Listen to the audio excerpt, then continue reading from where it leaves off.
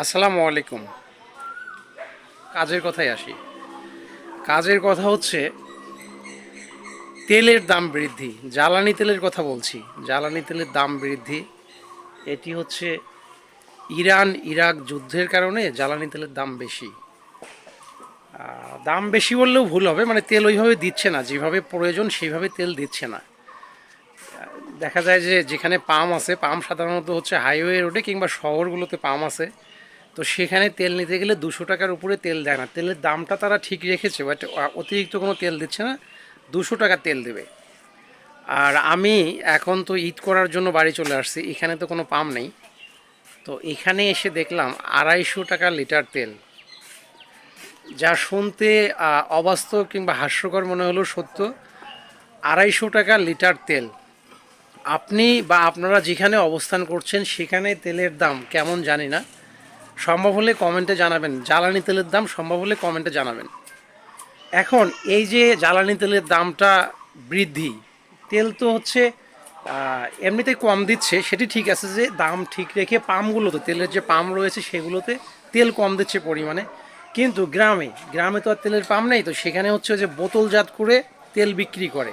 তো তারা ঈদকে কেন্দ্র করে বা যে কোনোভাবেই হোক, তারা বেশিতে কিনেছে কিনা আমি তাও জানি না, তারা তেলের দাম রাখছে পার লিটারে 250 টাকা করে, অর্থাৎ 250 টাকা লিটার। তো এই বিষয়টিকে আপনারা কিভাবে দেখছেন জানি না, আমি যেভাবে দেখছি সেটি বলি। আমার কাছে প্রথমত মনে হচ্ছে যে তেলের দাম 1000 টাকা লিটার হলে ভালো হতো। এটি এটি আমার কাছে মনে হচ্ছে। কী জন্য মনে হচ্ছে সেটি বলি। সেটি হচ্ছে যেভাবে মোটর সাইকেল চালাচ্ছে, এই যে ছেলেপেলেরা একটা করে গাড়িতে 3 জন করে বসছে, 3 জন করে বসে মানে যেভাবে চালাচ্ছে, তাতে 1000 টাকা হলে হতো কি, অনেকেই তেল কেনার টাকা পেত না, তাহলে আর এই হুড় করে মানে খুব জোরে টেনে গাড়ি চালাতে পারতো না। এজন্য আমার কাছে মনে হচ্ছে যে তেলের দাম 250 কেন 1000 টাকা করা উচিত ছিল।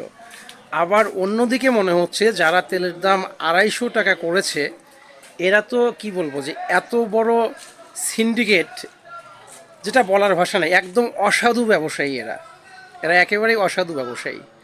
কারণ 1000 টাকা তেলের দাম আমি এজন্য বৃদ্ধি করতে বললাম, এটি হচ্ছে যারা ওই গাড়ি চালাচ্ছে অপ্রয়োজনে, খুব জোরে গাড়ি চালাচ্ছে অপ্রয়োজনে, তাদের কোনো প্রয়োজন নেই। কিন্তু 1000 টাকা হলে আবার যারা প্রয়োজনে গাড়ি চালাবে তখন তাদের জন্য সমস্যা। তো যাই হোক, আমাদের দেশে হচ্ছে সর্বশেষ যে কথাটি বলবো সেটি হচ্ছে যার যার স্থান থেকে আমরা যে যে শ্রেণীর মানুষই হই না কেন, যে পেশার মানুষই হই না কেন, আমরা সবাই হচ্ছে সুবিধাবাদী লোক। নিজের স্বার্থে সবাই স্বার্থ হাসিল করি। তো ঠিক আছে, ভালো থাকবেন। আল্লাহ হাফেজ। আসসালামু আলাইকুম। ঈদের সম্পর্কই হোক প্রতিদিনের সম্পর্ক। আল্লাহ হাফেজ।